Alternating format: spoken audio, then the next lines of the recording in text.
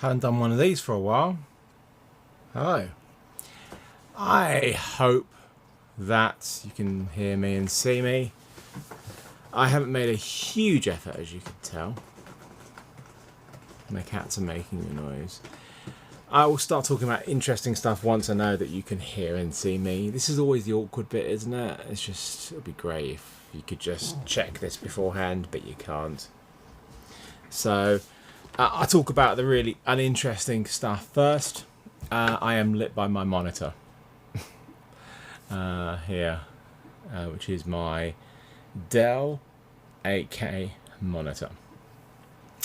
And I do have a little aperture, little what's they called? The little lights, you know, little RGB lights. There you go. I could put on a light. I got a new light called the Nova from Aperture, and here's the controller. I could put this on. I could, but I think it's a little bit overexposed. So we're going to go with moody. We're going to go with moody nighttime rather than, oh my God, it's an apocalypse. I think you'll all agree that that's best. Do I have Pro Mist on right now? No, don't think so. I'm at 1.2. Everybody looks better at 1.2. Is it soft? Who cares? I don't care. I can make it softer if you want, but it would require me to take the lens off. So, deal with me. You don't even want me to look sharp. You'll see wrinkles. You'll see bloodshot eyes. You'll see everything that you don't want to see. Okay? So, I could try taking off the filter. Let me just see. Is that better? Is this dirty? Oh yeah, this is quite dirty. I think this is the culprit. Would it be able to focus through there? Yeah, that's the culprit. So, I'm actually using the Sony A7S III. Oh my God, the names drive me bloody nuts. And this feels like an antique compared to the A7S III. I was going to show you something really super interesting, but I guess I am not going to. I don't have, well, I have two. I've been using the A7S III for about 2 and a bit months, and I bought the Canon R5 a couple of weeks ago, which is here. Here it is here. So this is the I just got the 70-200 RF because it's such a great little lens. Biggest downside is you do have to turn it. Oh, hang on, you need to unlock it first. Turn it quite a lot to get from your full range compared to the normal one, but it's so cute and dinky. Would you like to see my A7S III? Here we go.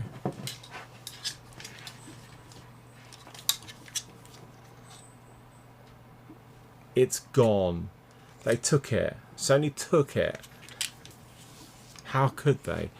I feel empty. I feel lost. I can't shoot continuously everything at 120 frames per second. No, not anymore. Life is line skipped and 4K now, and that sucks. Nobody wants that, do they? Anyway, so this is just ask me questions about these cameras. I have been on holiday for a week, and I have been using both of these cameras. One of the things I really wanted to test out on this was the animal eye autofocus in video. You know, it works really well. It's not perfect. So, I mean, it seems to focus on cat butts more than cat eyes. So it's clearly got a bit of an issue that it needs to go and seek some help about. And I do find the settings I haven't really mastered yet. And this is the first time that Canon have made DSLR or mirrorless where you can fine-tune the tracking ability. You could adjust the touch ability for touch point, but not tracking. You could on the video cameras, but just not the stills cameras. So it's getting used to those is quite difficult. The Sony does not have animal tracking, eye autofocus or anything like that in video, and I've got a petition going. Why have you not signed it? There's links in my review anyway. I've put a link in my description of a little bit of footage in 8K that I shot on holiday. It's nothing exciting, it's not polished or anything, it's just some shots put together just so you can have a look at it. Because the image is very, very nice. It's a very, very nice image. Very, very, very nice image. Does this A7S III overheat? Let's get this out of the way. No, it doesn't overheat unless if you crazy push it. You can watch my review, go for it, done loads of tests. I was sitting on the beach in Skiathos in Greece with both cameras, and I was rolling continuously on the Sony A7S III with no issue. The sun beating down on it. The Canon, it was going, but that's because I was in line skipped 4K mode, which will keep on going. So, before you get into any deep questions, let me explain how. Look, I have no idea if what's going on with this camera is a deliberate cripple timer, or it is they're being very protective over the sensor, knowing that if it does overheat, it could damage it permanently, which is quite possible. You know, we've got a lot of mutterings about conspiracies and stuff. We don't know.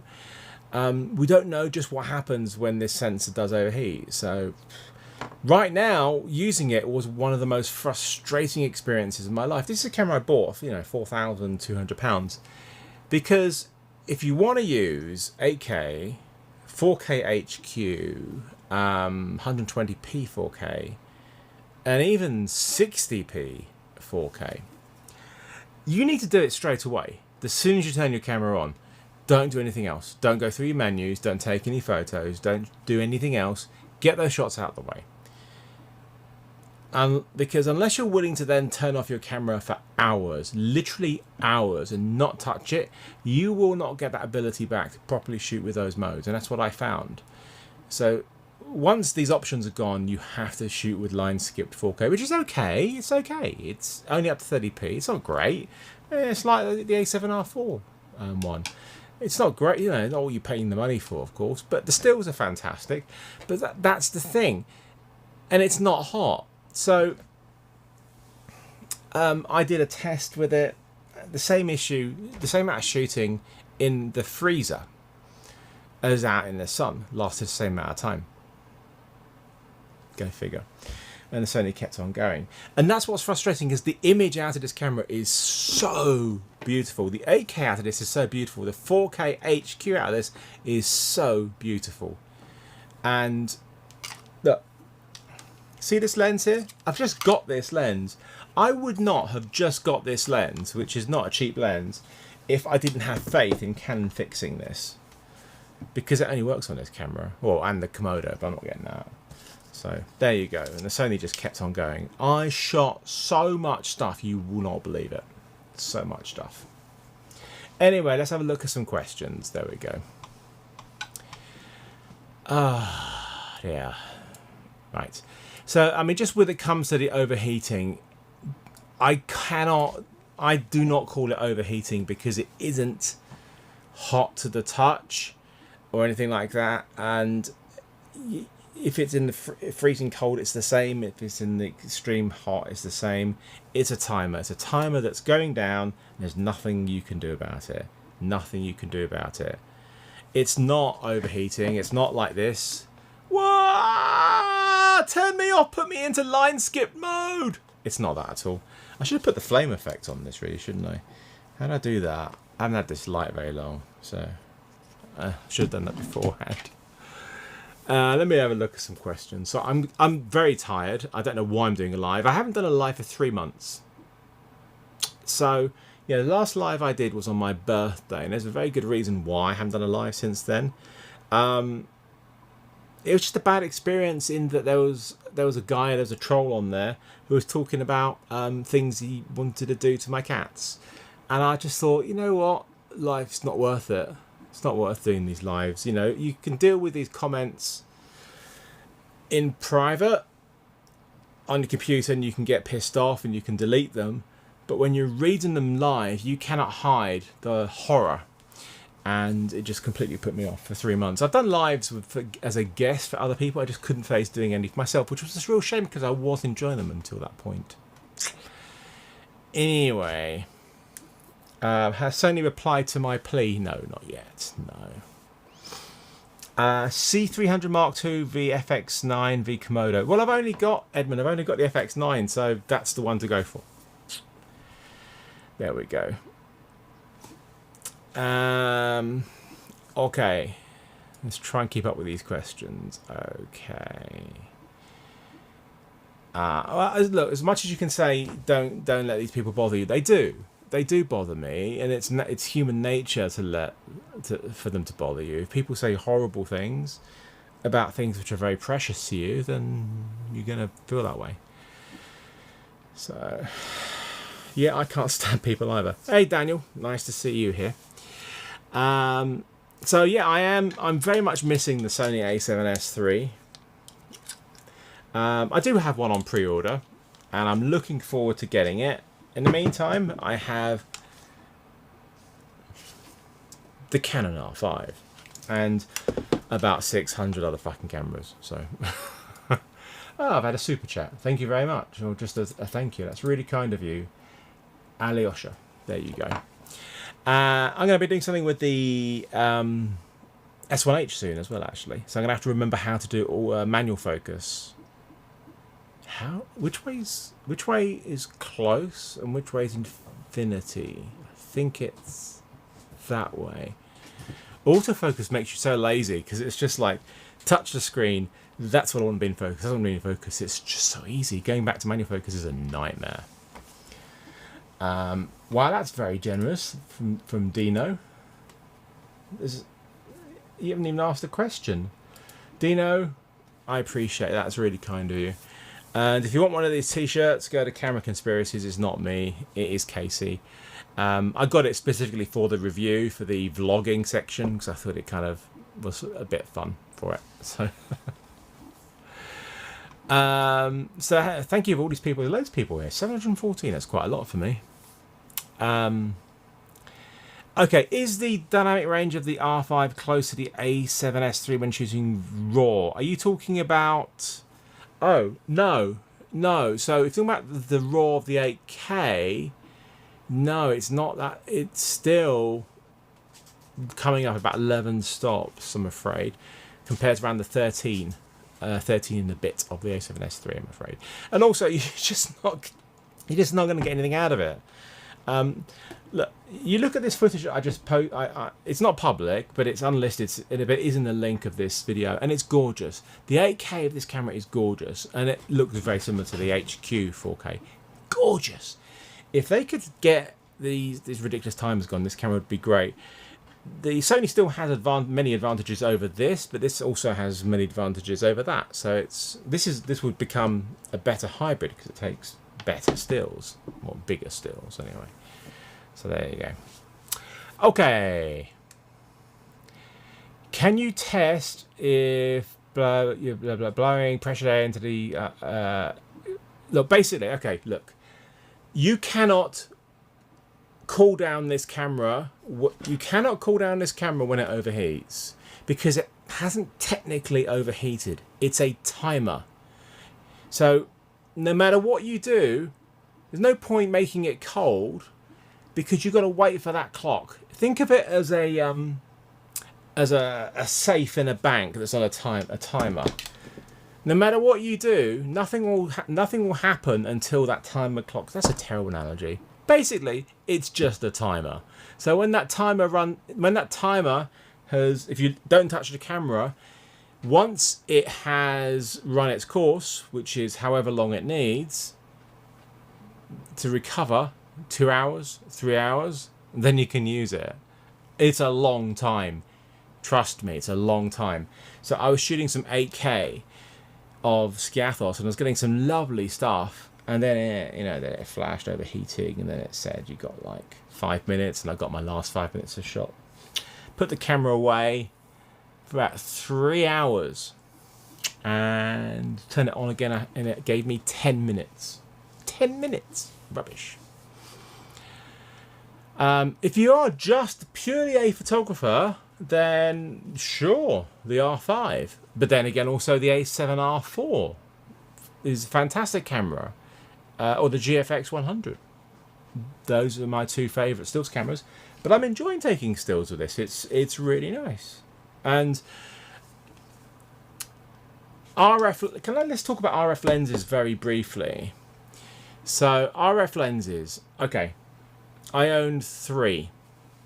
This one today arrived, the 70-200, because it's so cute. Look, I mean, it gets a bit excited, but it's so cute. Like, I do not take out my 70-200 2.8 that often because it's so big. But this is great, and I use this a lot. I had one from Hire a Camera. I also have the 35mm 1.8 macro, and I have the 24-105. Native, and then of course I have adapted lenses and stuff like that.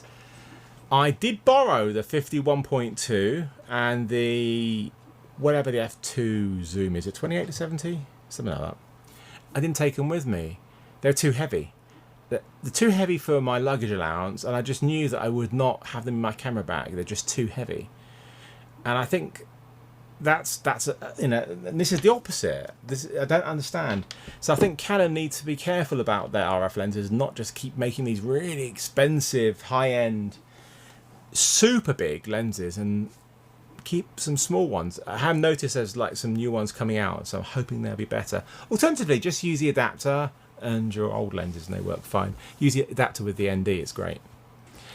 I've got a question from 21, how do I get to that? 217. So does the small rig cage fit the A7S III properly? Yes, it does, but it makes the record button a little bit awkward to get to. Other than that, it works perfectly. But if you just reprogram your record button to the shutter button, which is not usable anyway in video mode, then there you go. So, but the A7S III cage will come out specifically for it. Gosh, there's so many questions. How am I supposed to read these? Okay. Oh, wow, there's lots of questions. Yeah, the 2470 is good. What is it? 24? I can't remember. Whatever it is. It was so big and so heavy, and I just knew, because I'm going to be walking around, and most likely with this, and I did walk around with a couple of cameras, and that's a huge downside of going out and using 2 different cameras at the same time with 2 different systems. It was a nightmare. So I just knew I wasn't going to use it. So there you go. Okay, the tilter solution fan is a waste of money. Yes, it's a total waste of money. It's an April Fool's joke in whenever it was put out, August. There you go. Rode mics are great. There you go. And the answer there. Edmund is saying, initially planning on getting FX9, and I do want to really focus on the A7S III and the R5 if we can in this on the questions, but I'll just take this one here. The FX9 over the A7S III, it has a lot of video centric advantages of the full connections and the variable ND, etc, etc, but the A7S III has a lot of things over that as well. So it's a bit of a, when October comes along, we get a version 2 firmware. I think we're going to see some big changes in the FX9, so hang on till then.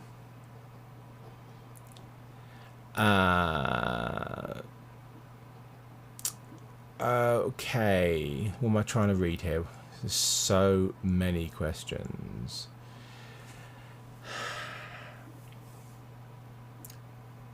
What do I think about everyone practically ignoring the S1H after launch of the R5 and A7S III?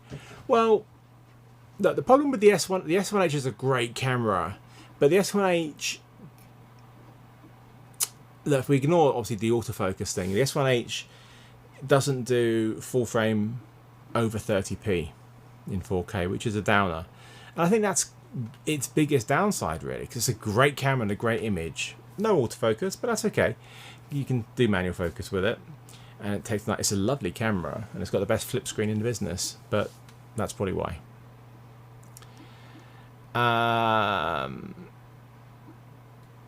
Is the dynamic range between the R5 and the A7S III a big deal? Well, yeah. It's over 2 stops. So it's a big deal. 2 stops is a big deal. They need to put in Canon log 2 and Canon log 3.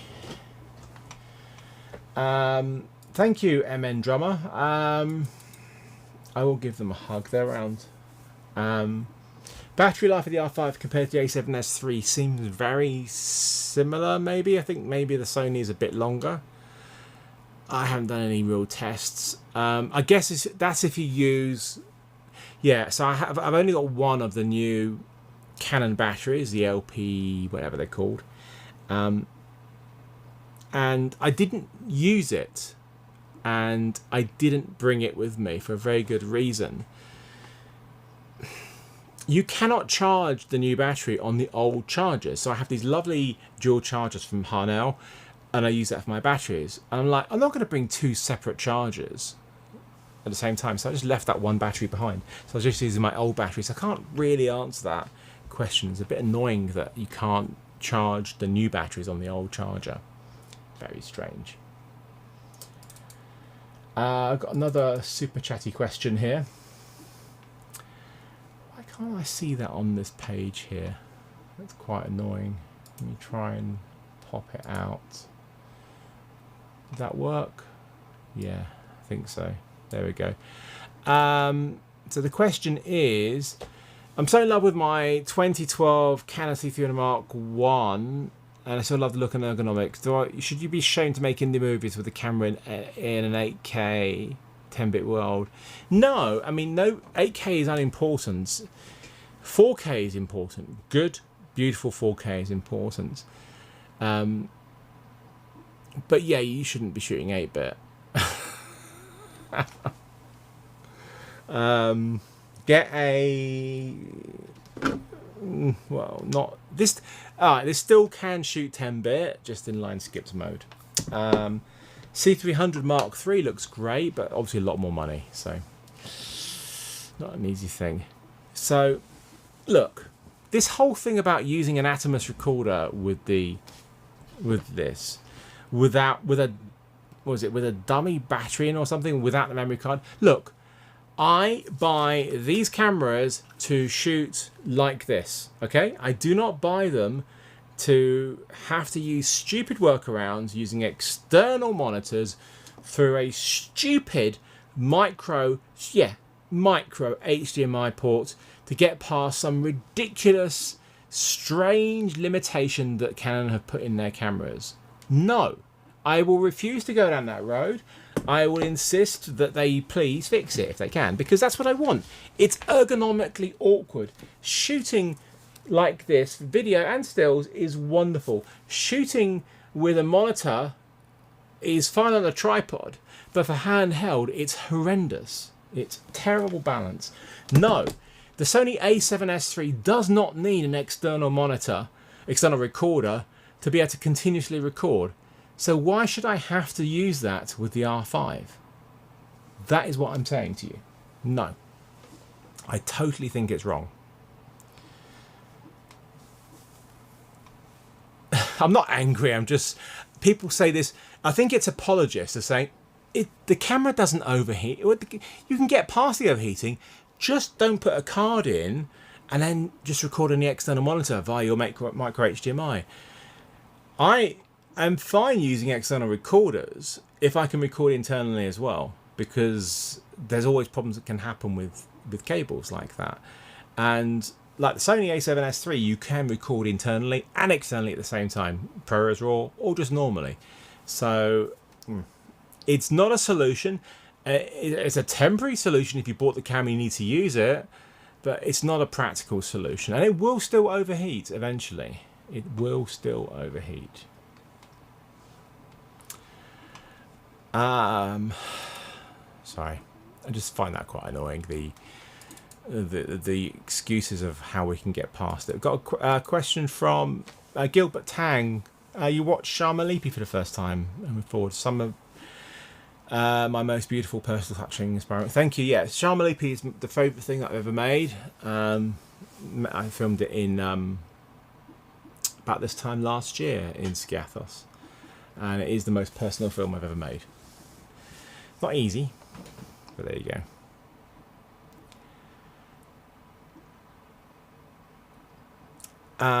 Is the HDMI port on Sony replaceable? Don't know. I should have put the slow mode on here. Do I use a viewfinder to record a movie? No, I do not use a viewfinder to record a movie. I use memory cards to record a movie. Because the viewfinder's for looking in. If you tried to do it the other way around, I don't think it would work. So, do I use the viewfinder when I'm shooting handheld? God, yeah. The viewfinder on the A7S III is the best viewfinder I've ever used, period. And that's not just when I'm having my period. It is the best viewfinder I've ever used. So why would you not use it? It's incredible. And its stability, it's against your body, it's against your face. It's great. Whew. So many questions. We've got another one from Adita. Oh, I'm going to have to say your name, aren't I? Abdurrashid. I hope I got it right. Will 16-bit internal RAW require a new recorder yet to be released, or are we waiting for firmware updates? Okay, there's two parts of the question. 150 watt battery thingy. I have not travelled with anything as high as 150 watt hours. You need to check with your airline. So, 16-bit linear RAW, 12-bit log RAW. So that's what you're getting. If you just want to record just like pure 16-bit RAW out of the camera, then you will need a recorder which isn't currently supporting it yet. But the way that, I'm not going to get too technical, I'm sure Gerald and Dan will do it very well. 16-bit linear RAW to 12-bit log RAW. Looks great, and it does look great. So what's going to happen with the ProRes RAW out, the A7S III, is you are going to be able to record 4.2K. I could be wrong, but I think it's going to be 4.2K. Don't get excited, you're not suddenly getting a DCI recording. See, a lot of people were saying, including me in a way, that the A7S III is sampling 1:1, and it's not really, because the dimensions, the pixels, the width is like 4,200 and something, and it does a downsample, slight downsample to get to 3840 by 2160. The ProRes RAW just records it, so you're getting the same field of view. So don't get too excited about that. Oh, Lollipop's hit. Lollipop causes the most chaos, so she's probably best not to stay here. Oh. Right. There is no C-Log 3 on the R5. Sorry.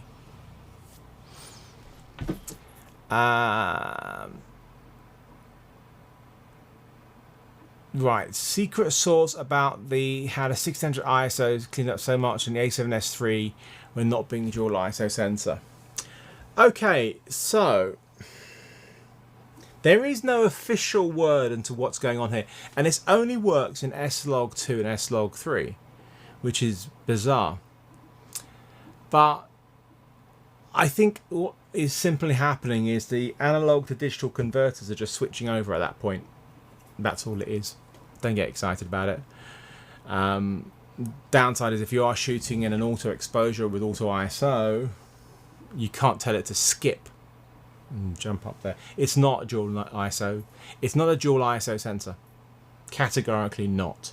It could be something else, but as far as I'm aware, it's just a simple analog to digital circuit switch. Maybe. Who knows?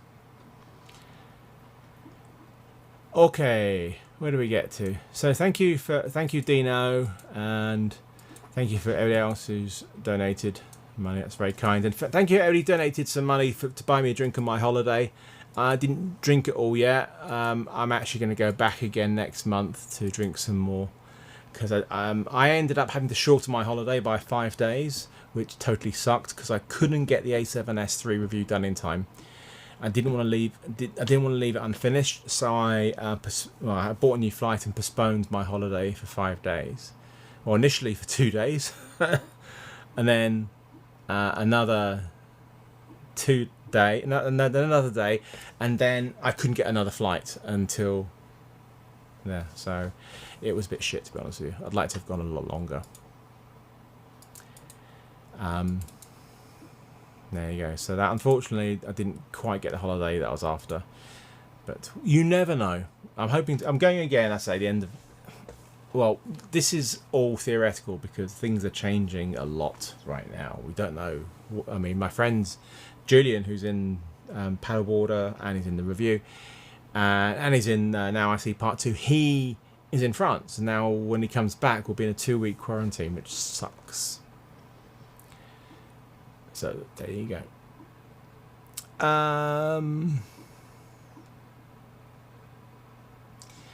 Okay, let me just try and read some of these comments because so many. Yeah, can we please just drop the whole Ninja 5 recording externally on the R5? This needs to be fixed to work internally. Otherwise, it's a huge problem. A huge problem still. I really love the camera. I love the way it operates. I love the images. I love the photos. I love the autofocus on animals. I hate the way that it stops me using the features that are good about it in video. A7S III next 2 years, who knows? I think we will see an A7 IV this year. I hope so. My predictions for an A7 IV. I think I'm not in the know. If I was in the know, I would be sued by Sony by saying anything. I don't know, but I would hazard a guess. So we have a 6K sensor in the A7 III. So I would expect us to have not a 6K recording, but a 6K downsample of 4K up to 60p 10-bit. I think we will have a potentially Super 35mm 4K 120. We could end up with just 4K. We could end up with 4K 60 at only Super 35. So but I think we're going to get the 10-bit. Pretty certain we're going to get a 10-bit 422 now in all the Sony cameras from now on. But we're not going to get the same frame rates in the same full frame as we do get in the A7S III because we do have that 6K sensor. But we're going to get better stills. That's what I reckon. Do I like E-mount lenses or RF lenses better? I like E-mount lenses better because they're cheaper and I have lots of them and they work on my Sony cameras, and I have a lot of Sony cameras. Whereas I have two RF, EOS R cameras, EOS R and EOS R5. So there you go. I think the EOS RF lenses are amazing, but I think they are crazy expensive. I'm not paying that much for them. No thanks. What image do I prefer, the A7S III or the R5? That's an interesting one. So, because it's not a simple answer. The 8K and the 4K HQ, excuse me, has more detail than the A7S III, but doesn't have the dynamic range, which is a big deal, very big deal. The 4K 120 is much better looking on the Sony, and it does record sound as well. And I think that's a big deal. So there's more detail, but less dynamic range. So I would say I really like the Canon image, and I really like the Sony image, but the Sony image is consistent. I think that's the best word. It's consistent across all the modes, and that's what's key. The 4K 24 looks the same as the 4K 120, no matter how much you use, and that is important. You don't want to have inconsistency with your images. The 4K HQ on the Canon R5 looks fabulous, but you don't get to use it very much. Sucks. Okay. Lollipop is brilliant. Yeah, she's disappeared now. Oh, there's so many questions. I was trying to think. I haven't touched a Canon R6, and I don't see any reason for me to touch the Canon R6 because it overheats in its normal 4K mode, and it does IPB. Oh, let's talk about recording. Let's talk about codecs. This is a really important thing, hugely important thing, because right now I have DaVinci Resolve going, and it's struggling. The All-I codec in the Canon R5 is awful to edit with. You cannot edit with it because it's H.265 based. You gotta convert. You cannot edit with it. You just cannot edit with it. The All-I codec in the Sony A7S III, the intro is H.264 based, and you can. It's basically the same codec as the FX9 and FS7. And you can edit it without converting in all the edit platforms that I use: Final Cut, Premiere, Resolve. That's a big deal because you end up having to work with proxies or convert stuff. The benefit of an All-I codec is obviously to have each frame compressed individually, but ideally it makes it easier to edit, and it doesn't make it easier to edit. Every mode of the Canon R5 is a nightmare to edit. Every single one of them. That is another downside. There you go. Okay. Where do we get to? Would I recommend the Fuji X-T4, the Sony A7 III, or wait for the Sony A7 IV? Well, I don't know. Wait for the Sony A7 IV. Who knows? I love the X-T4. It's a good little camera. Autofocus is... but a very good camera.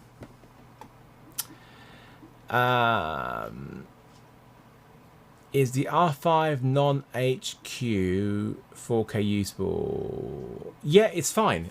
Look, the 4K line skipped mode in the R5 is fine. It's what I shot with most of the stuff in my filming that I did on holiday with the camera, because it's all I could do, and it's fine. It's not great. It's nowhere near as good as the HQ and nowhere near as good as the Sony. But it's fine. It's full frame. It's not as detailed, ironically, as the EOS R, but that's because that's sampled 1:1. But it was 1.8 times crop. It's fine. Fine. You know when you've just made love to your partner, and you say, "How was that for you?" And they go, "It was fine." There. It's fine. It's not great. It's fine.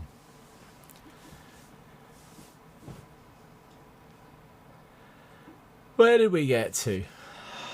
I'm just trying to keep up here.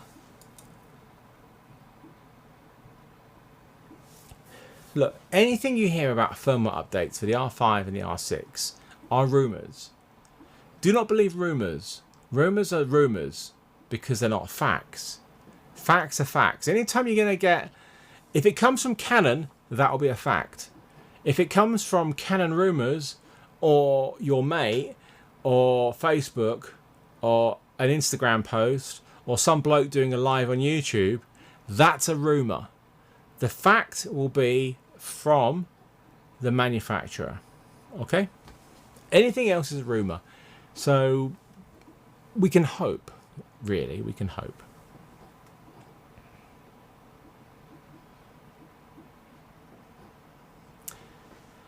Where did we get to?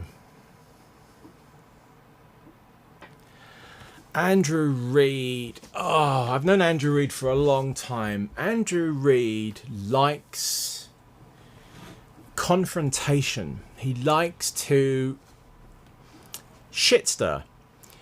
I mean, he said it. He bought the R5 not to use it as a creative tool. I bought the R5 to use it as a creative tool. I have a cat channel. Don't know if you know I have a cat channel. It's pretty successful. I need to film cats quite a lot, and I make cat documentaries. He bought it so he could shit stir. I don't like that. I think it's important what he's doing in a way is important because he is highlighting things. I just don't like the way he goes about it. He gets up on this high horse and is like ranting away, and it's like, dude, you just bought the camera. You knew this. It's not like somebody has just screwed you without you knowing. You knew what you were doing, so don't get all uppity about it. There's a way of stating your case without the way that he does it. You know what I mean? Anyway. I haven't used the GFX ProRes RAW yet. I can't wait to. Soon as possible. As soon as possible. I've just been the Sony stuff took so long to do. The 2 videos that Sony commissioned me to make, and then off the back of that, of course, I made my review. And the problem when I make a review, I can't do a half-assed review. It has to be a proper review. If I talk about subject, it needs to be explained properly, pros and cons. It took way too long. So I'm so behind on everything in my life.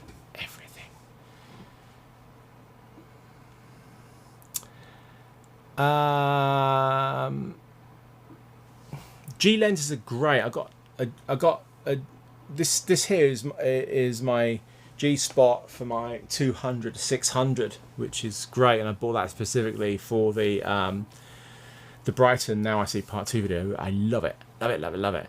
But I also got the 2x extender to take away with me, which is actually really good because I couldn't take that big thing with me because it's massive. So. Thank you very much, Michael. Yeah, you've missed me talking about the overheating. Yeah, I mean, non-stop.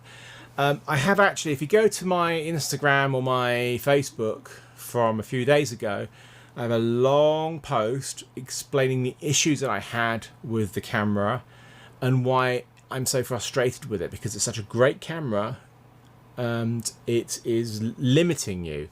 Whether it's overheating or purely a timer, it's punishing you for using it. I've never had a camera that punishes you for using it. I was on the last day when I was getting some 8K shots of some of these beautiful beaches.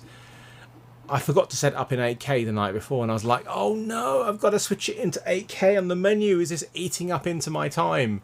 I don't think it did, but that's the sort of, it reminds me of not overheating, but the original Blackmagic Pocket cinema camera, the little one.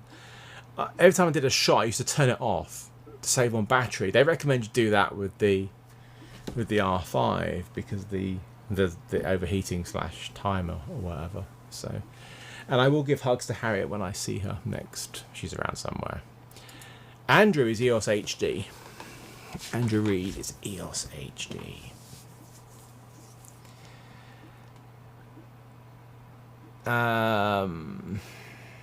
What am I looking at? There's a few questions here. What's the time?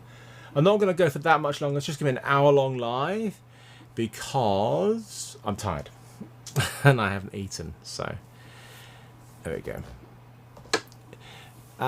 Do you still need to overexpose when using S-Log on A7S III?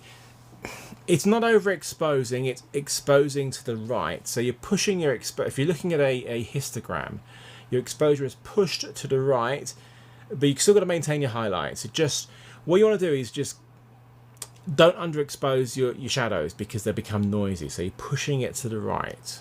So it's not really overexposing, it's exposing to the right. So that's why they call it ETTR. ETTR. There we go. ETTR. Just remember that. Mal, thank you very much. Is there much difference between the codecs on the A7S III? In the image quality, no. To be totally frank, no. Now, if you're going to start doing effects work and stuff, who knows? I don't know. I would always shoot the all-eye codec because it's the one you can edit native without any proxies or transcoding. I would avoid, like the plague, the HS H.265 codec because it's not only can you not edit it, it takes forever to proxy transcode. So just stick with the XAVCS 422 10 bits or and do proxies. or the all-eye, which is called the XAVCS-I. Yeah. The downside with the XAVCS-I is you cannot shoot 100 120p with audio. You've got to go into S&Q mode, and then when you do that, you need to use the CF Express A cards. Hopefully that answers for you. Thank you, Mal. And who we got here? And thank you. Yeah, the Tone shirt made in Brooklyn is, of course, Cases, and I bought that from his store. So do the chap a favour, get some Tone. We all need some Tone, and let's see what happens if I get a little bit closer, see if it's going to keep on me. A bit slow there. Might need to change my settings. Round to the edge. Works well.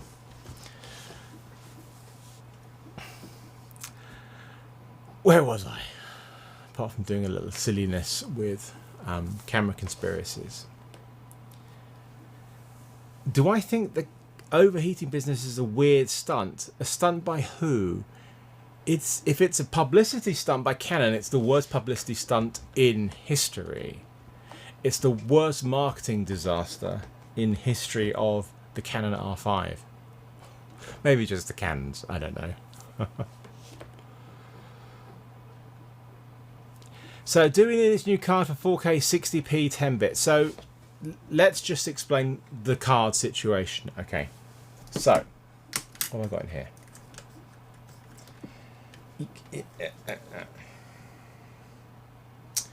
So I don't have most of my Sony cards in here, I don't think. What does this say? No. So this is a V60 card, and you can use this for a lot of things, and it is listed in the thing.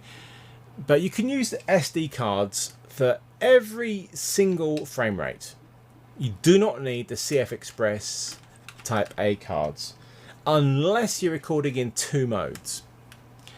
And that is, I can't put the card in that way, just leave it there. If you're using XAVCS-I in S&Q mode at 100 120p, you will need the CF Express Type A card. If you're going to shoot HD 200 240 frames per second in the XAVCS-I, again, CF Express Type A.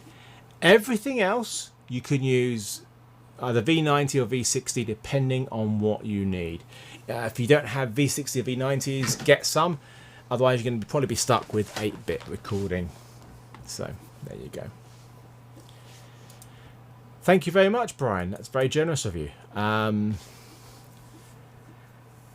much will I continue to use my R5? I will continue to use my R5 after I've got my A7S III, because it's currently not in its cage. I just look at it at night and just cry. Animal eye autofocus, and I do like the camera and I like the 8K. If they can get past some of these issues, otherwise I'm going to sell it. I'm going to return it, I'm going to sell it, whatever. I'm going to sell it if anybody will buy it. But right now I do like it, I just want it to be fixed. There you go. Thank you very much, Edward. I really appreciate that very much. Anyone who's donated, especially when it comes to money to buy some alcohol. I'm looking forward to going back. I was going to go back in a couple of weeks because, as I say, I had to cut back my holiday almost in half because of the A7S III review, and it took me 5 days to relax. So I think it was on my 6th day I relaxed enough to enjoy the holiday, and then the next day was my last day, so I do need to go back. But I did take my paddleboard with, and my God, it was a joy. So you've seen the paddleboard video, that's my paddleboard, and I did a little bit around some of the coves and stuff. I want to go around the whole island. It's not a big island. It's probably got a circumference of about 40 kilometers, maybe. So I want to do that. That would be so cool. Sony v Canon colors. Yes. They're both nice. You can grade them to whatever you want. I'm enjoying the new Sony colours because I can just dump on my... If I shoot S-Log 3, S-Gamma 3 Cine, you can just chuck on your Venice LUT. Bob's your uncle. Well, actually, my uncle's called Anna, but maybe Bob's your uncle. I don't know. Delay on the HDMI for the no lag on the HDMI. This is a small rig cage for the A7R4. There used to be an A7S III in here. Did I tell you that? There is a specific A7S III cage coming out, but it fits. It's just a little bit, you know. No, the R5 is not a bag of... It is a terrific stills camera, and for about 20 minutes at the start of the day, it's a fucking great video camera. For the first 20 minutes. Until they get it fixed. Sorry, did I just swear? I'm sorry. There goes my monetization. Why doesn't the Canon 1DX Mark III overheat? Don't know. Big body? Expensive? Probably a big part of it. Who knows? I don't know. Where do you get the Venice LUT from? So go to xdcamuser.com. I think it's like xdcam-user.com. Just Google xdcamuser. Alistair Chapman, he has his LUTs for free. Just he asks if you could, you know, if you feel the need to give, you know, you want to give him a little bit of money for a drink, then do so. There you go. Okay. If you want to shoot 4K 120 frames per second in 10-bit 42 on the A7S III, just get some V90 cards. I have been using the Pro Grade V90 cards, and they're great. Absolutely great. There you go. You do not need the ridiculously expensive but incredibly cute CF Express Type A cards, because that's just for the all-eye versions of the 100, 120p 4K and the HD 200, 240. You don't need... If you want to record those frame rates, just go to XAVCS and you'll be fine. I mean, I've got quite... I've got like 2 terabytes now of... You can't even see that. Why am I even pretending? This is a CF Express Type B card. I've got like 2 terabytes from Wise. And did I need them? No. Did I get anything close to using them? Nah. Nah. I mean, you can use them for stills and stuff, and it's nice transfer rates. There you go. Where did we get to? Oh, so many questions. Do you have any thoughts on the IBIS wobbles at wide angles? So, I mean, look, I don't vlog. If you saw my A7S III review, I don't vlog. I hate it. I find it incredibly uncomfortable. If I am filming myself, I go somewhere where nobody can see me as much as possible. The downside to very strong IBISs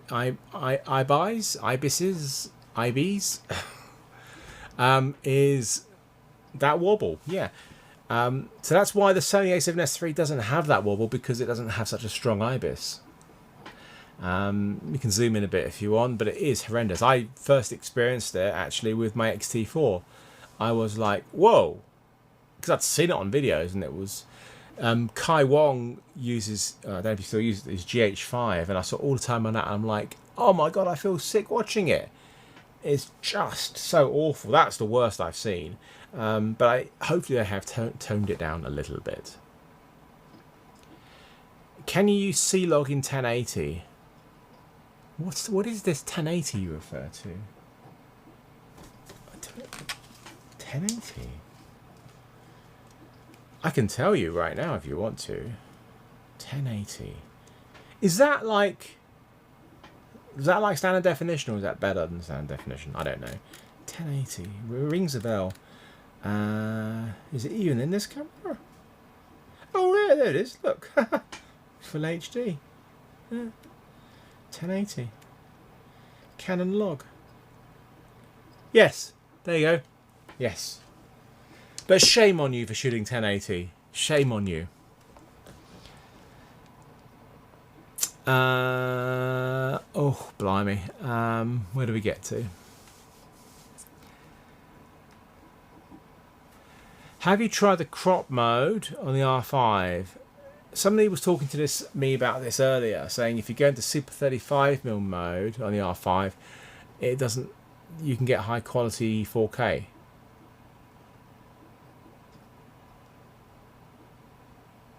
Yeah, but you're in Super 35 mode.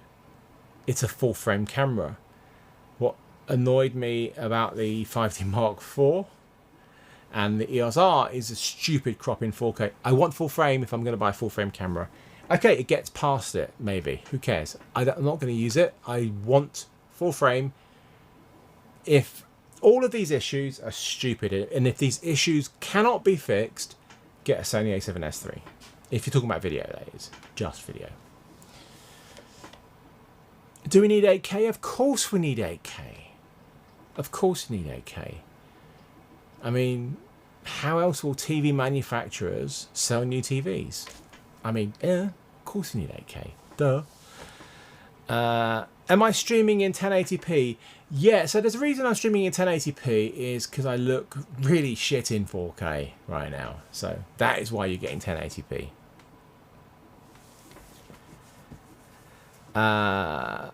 Okay. Yeah, Tone shoots in 1080 60p. It looks really good. Really good. It's just beautiful videos. Beautiful videos. Beautiful videos. Worst thing about 12 megapixels, if you're talking about stills, it just means you need to get it optically correct. That's all. And I've got some great photos in 12 megapixels. It's not that bad. But as a man who shoots 100 megapixels with GFX 100, it ain't enough for me. I like to crop into the... But, you know, the stills are good. The stills are good. Think of it this way. Think of it as you're shooting video and you want to get some stills of the video that you're shooting as well. So you're not going to crop into your video. So it's going to be the same field of view. Think of it that way. Think of it as a complementary part of your camera. Okay?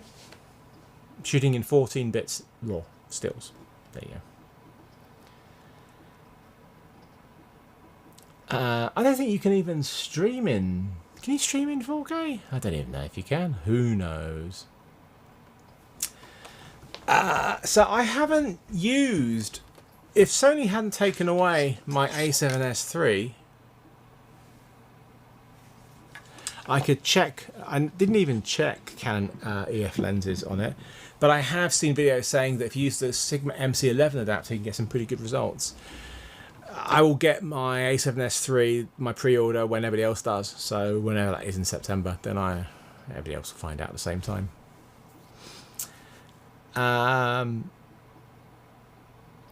Yeah, so the great thing about the Sony previous Sony cameras have always got these little quirks about something will turn off if you have this and you have that and you have that. Especially when it came to autofocus. Eye tracking works in every mode, every codec. It works when you have the app. There is only one mode, and proxies works when you're recording proxies. There's only one thing which will turn off the eye tracking autofocus, and that is clear image zoom.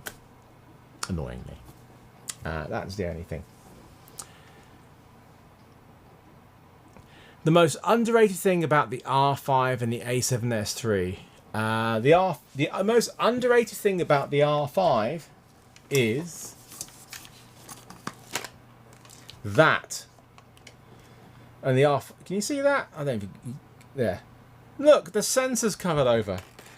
They do it on the Sony do it on the A9 II, but they won't do it on the other cameras because they're concerned that people are going to break the shutters, which is fair point. But look, let the responsibility of the owners have that. The most underrated thing about the A7S III, the viewfinder. Maybe it is almost better than real life. It's amazing. Do I have any information on the gyro data? Well, yeah. Hang on, let me just close this off. What's this? What do you mean by information? I mean, I covered this in my review, so if you've not seen my review, then I recommend you watch that.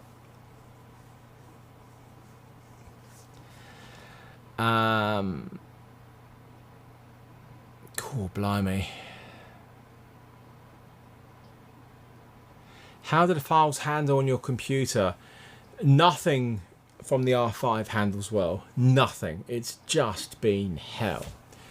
It's proxies or transcoding. The Sony A7S III, if you're shooting it all eye, you're good. Of course, you can't shoot an all eye for everything.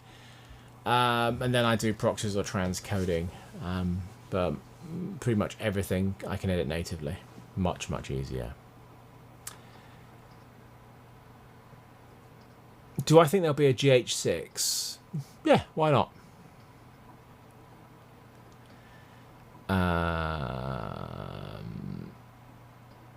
What do I really think about a ZV-1 via RX107? Like, I covered that in my ZV-1 review. That's what I really thought about it.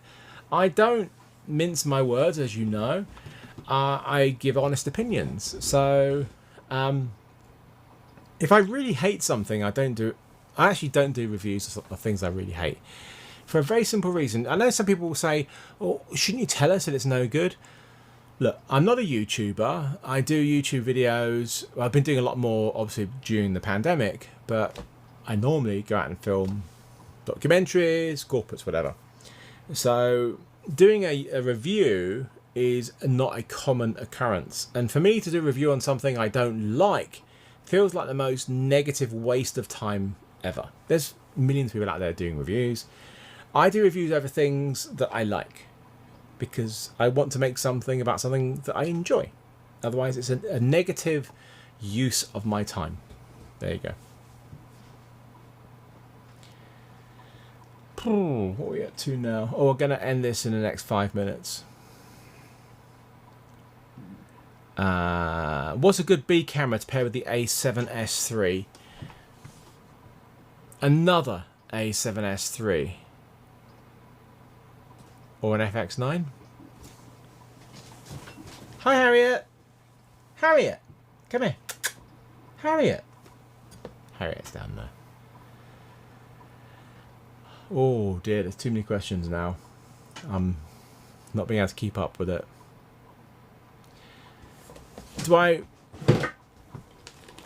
Can you get 240p out of the HDMI? No, you can't.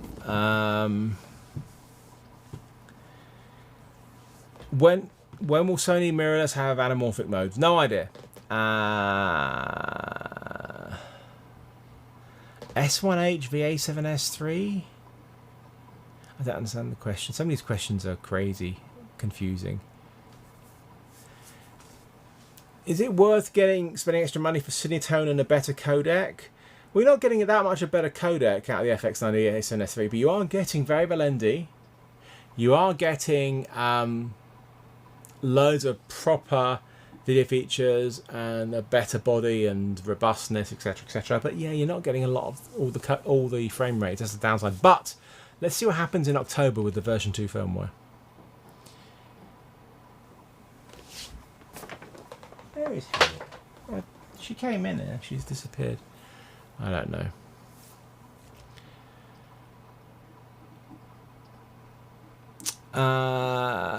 Yeah, so waiting for S-Log for the A9. Good luck with that. I don't know why they didn't put it in there. It's weird. Anyway, who knows?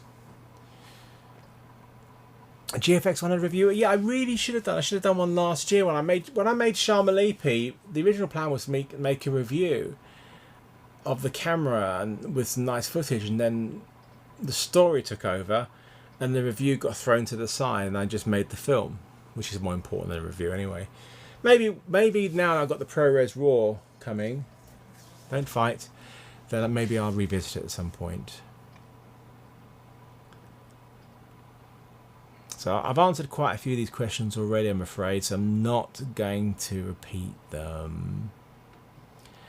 I'm not going to test any new Panasonic cameras called the something because I don't know anything about them. No Zcam review. No, I haven't done a Zcam review. I know I have.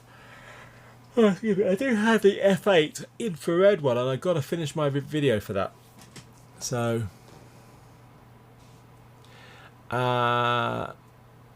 do I ever wish I could go shoot? I've shot with Red countless times. I'm just not going to buy Red again. They didn't treat me very well back in 2011.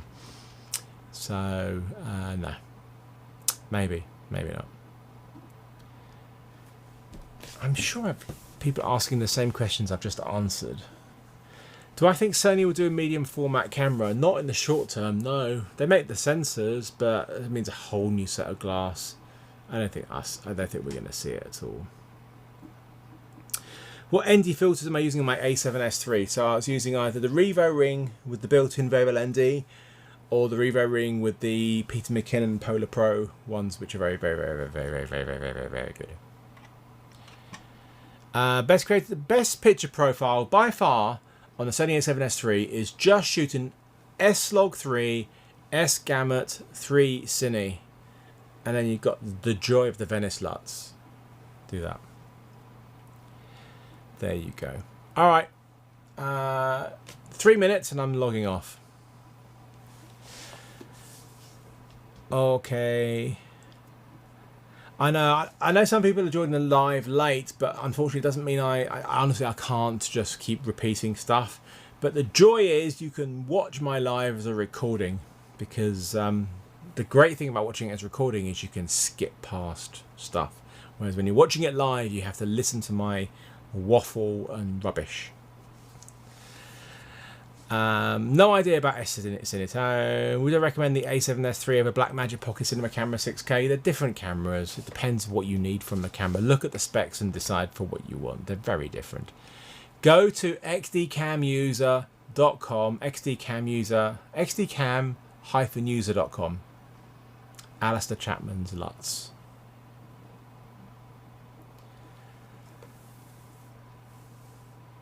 Oh my god. Best lens for the A7S III. All of them. There you go. I love the 35mm 1.8. I love my 200 to 600. I love loads of them. So many I love. Too many. My favourite new lens is for the Canon RF. Look how cute this little 70 to 200 is. It's ridiculous. Love it. There you go. The image quality in the A7S III is comparable to the FX9. Yeah, it is. You don't get the control and fine tuning, so like you can turn off noise reduction on the FX9. You cannot do that, and that's one of my bigger issues in my review. I talked about with the high ISOs of the A7S III. The noise reduction is very heavy, very strong, and too much. And with ProRes, well, you can get past it. I just want them to turn it off. Oh my god. Cats or cameras? Cats. Cats or people. Cats or anything. Cats are better than people. Cats are nicer than people. Does the A7S III sensor get dirty easily? Yes, it does. Just like every single bloody Sony mirrorless camera. Yeah, especially when I buried it in the sand. Really dirty. Silly boy. Am I working on any new documentaries? I'm working on documentaries. Whether I can go and shoot them or not, I don't know, because of the country. They're abroad, and countries are getting closed down and closed down and closed down. Can't go to France now. Can't go to Netherlands. Can't go to so many places. It's a bit of a nightmare. I have not seen the movie Cats. No, I don't think I will. Do I always shoot in log? No, I don't always shoot in log.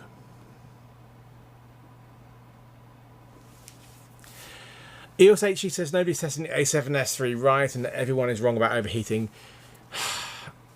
Andrew Reid is... I've already explained what my thoughts are about him. He's the world's biggest expert. Andrew, go and shoot something, mate. Just go and shoot something. Nobody cares. Yeah, thank you very much for the big super chats. I really appreciate that. And thank you, Richard. I appreciate that too. Every little helps. It really does. So, yeah, Andrew. I can tell you that I have tested the A7S III to death with overheating indoors and in Greece. I was recording for maybe 8 hours in direct sunlight because shooting beaches. I'm doing these basically. I want to capture long shots of like 30-40 minutes of these beautiful views of Skiathos and beaches and stuff to put them up on TV so people can just relax to them. So I was recording most of it was in 60p. The only time I'm ever going to record 60p is my base time rate, not for slow motion, because I want it to look more realistic, and 120p. Did it overheat? Andrew, did it overheat? Nah, not once, mate. Not once. So there. Plan to make a color grading video in the future? No, because my color grading is random and not very... It's okay, it's not great. Anyway, I think I've ranted enough. But yeah, overheating, yeah. I've had no real overheating issues whatsoever. Look, when I did the indoor heating, I got up to 50 degrees centigrade, and the candle... but that was the thermometer's resting against the candle, it melted. It did overheat around that point, but it kept on going.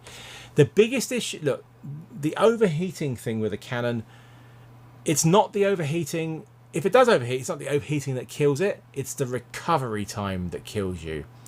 If you can only record 15 minutes of 8K, that's not great, but it's the fact you need to wait about 2 hours or so before you can record another 15 minutes. That's what kills you. If it was 10-minute wait, that'll be okay. 2 hours, that's what kills you. Anyway, that is the end of my live. I'm knackered. I hope the Tone was enough for you. I'm going to go and chill out with the cats, watch some TV, have a little small bite to eat, and... I'll probably do another live sooner rather than later, because there's always so much to talk about. Take care, everybody. Have a great... What day are we now? So have a great week. It's Sunday. Every day's a Sunday. Every day's a Saturday. Have a great week. I am actually going away to Vienna, hopefully, for Nino Leitner's wedding. Nino Leitner from formerly Cinema 5D, now Cine D, next weekend. So fingers crossed that Austria doesn't get put on the quarantine list, because nobody wants that, do they? Have a great night. I can't remember how to end the stream. I think it's this button here. Bye. Did it do it? Did it do it? Did it do it? No!